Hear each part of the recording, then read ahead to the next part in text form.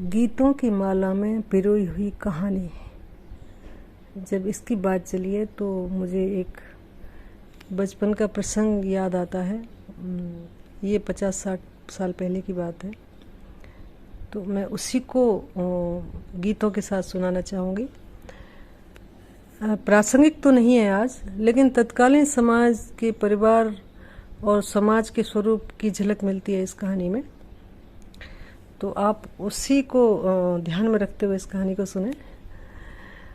सरला के लिए वो घड़ी बड़ी कठिन परीक्षा की थी।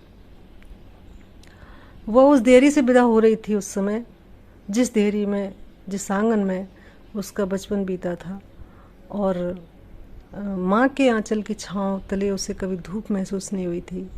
पिता का स्नेहमय हाथ हमेशा उसके सिर पर रहा और बड़े प्यार से उसको पाला गया था। तो विदा हो रही थी। विदा हालांकि वो पहली बार नहीं हो रही थी, पहले भी उस ससुराल जा चुकी थी, लेकिन इस बार उसका ससुराल जाना कुछ अलग था। हुआ ये था कि सरला के पिता का और सरला के ससुर का कुछ ऐसा संवाद हो गया था आपस में कि सरला के पिता के सम्मान को बहुत ठेस पहुंची थी। बातों बातों में ऐसा हो गया था, कुछ उन्होंने ऐसा कह दिया तो ये बहुत नाराज हो गए थे और दुखी भी हो गए थे। तो सरला भी इस बात से बड़ी दुखी हो गई थी। उसने भी सोचा कि पिताजी का सम्मान जहाँ नहीं है वहाँ मैं नहीं जाऊँगी। लेकिन मुश्किल तब हुई जब उसका पति उसे लेने आ गया। और पति लेने आ गया और उसने इस तरह आग्रह किया कि ये गीत उस भावना से मिलता है।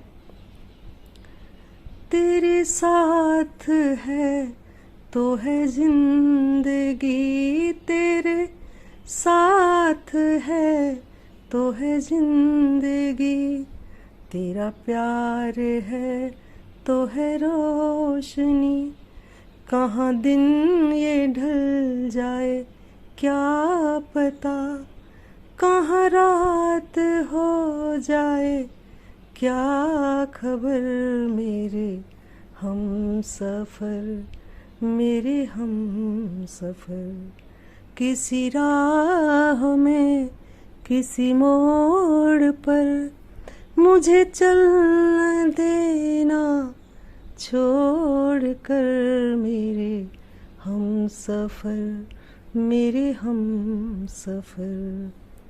एक तरफ पिता की उपेक्षा, पिता का सम्मान, दूसरी तरफ पति का इस तरह प्यार भरा आग्रह। सरला क्या करे? ऐसे में लड़की ऐसे में एक स्त्री फंस जाती है बहुत बुरी तरह। ममता और प्रेम के बीच में दो राह पर खड़ी हो जाती है। लेकिन बहुत सारी बातें सोच करके उसने तय किया पति के साथ जाना। अब इस पर पिता नाराज हो गए। उन्होंने कहा कि तुमने हमारी इज्जत का बिल्कुल ध्यान नहीं रखा। तो पिता बिल्कुल नाराज हो गए। उधर माँ भी बेबस, वो माँ के पास गई। माँ मुझे अपने आंचल में छुपा ले, गले से लगा ले कि और मेरा कोई नहीं, भूल मेरी छोटी सी भूल जाओ माता, ऐसे कोई अपनों से रूठ नहीं जाता, रूठ गई हूँ तो मुझको मना ले कि पास बुला ले कि और मेरा कोई नहीं। पर माँ बेबस, माँ भी मुंह मोड़ के खड़ी हो गई। उसका दिल टूट गया। पिता की ओर मुड़ी। हो बाबुल प्यारे, रोए पायल की छमछम, ओ सिसके सांसों की सरगम, ओ निस दिन तुझे पुकारे मन हो। लेकिन पिता ने भी मुंह मोड़ लिया। पिता भी एक तरफ उधर चले गए। सरला अकेली खड़ी रह गई। तो ऐसे में फिर उसके पति ने सहारा दिया। उसने कहा चिंता मत करो, सब ठीक हो जाएगा, मैं साथ हूँ ना तुम्हारे। सरला चली गई ससुराल।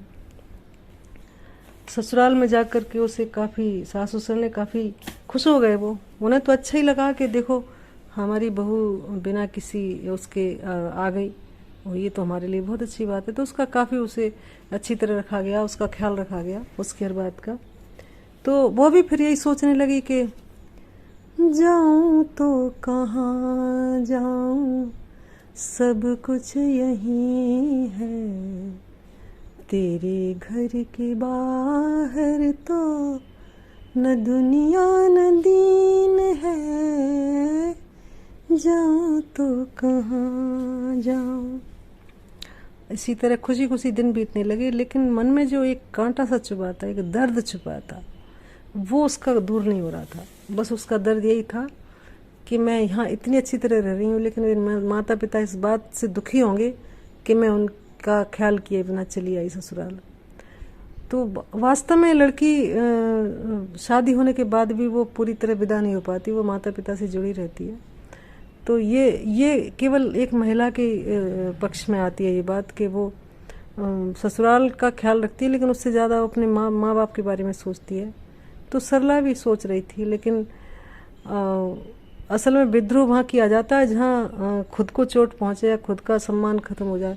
अब सरला को तो काफ़ी स्नेह मिल रहा था और ध्यान भी जा रहा था उसके लिए सबका, तो वो विद्रोह कैसे करती उनसे सबसे, लेकिन माता पिता का ख्याल उसको बराबर आ रहा था। वो बहुत दुखी थी, तो ऐसे किसी को बता नहीं रही थी, लेकिन चुपचाप कभी रो लेती थी अपने पिता की याद में। तभी आषाढ़ आया और बादल उमड़ घुमड़ के आ गए, तो बस उसका मन और फिर से भर आया और बस एक ही गाना उसके कानों में गूंजने लगा, सुनियो जी हरज म्हारी हो, बावला हमार, सावन आयो घर ले जई हो, बावला हमार, भीजे भीजे अंगना की याद जो आवे, सुनी सुनी अखियों में रेती उड़ावे, ओरी अखियाँ कोरी अखियाँ, कोरी अखियाँ,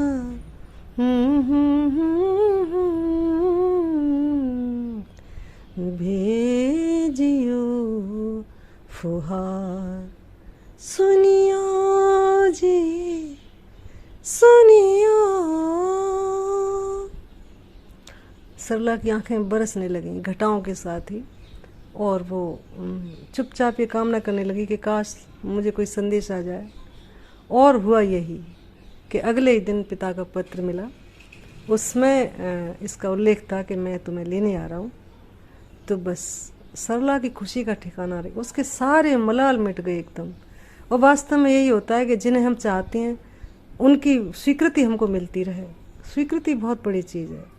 जो हमसे प्रेम करते हैं या हम जिनसे प्रेम करते हैं उनकी स्वीकृति मिल रही है, तो इससे बड़ी कोई बात नहीं है।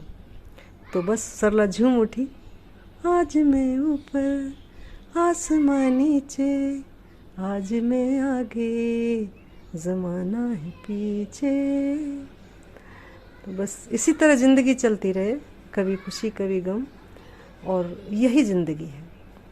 हंसते हंसते कट जाए रास्ते, ज़िंदगी यूं ही चलती रहे, खुशी हो या गम बदलेंगे ना हम, दुनिया चाहे बदलती रहे। धन्यवाद।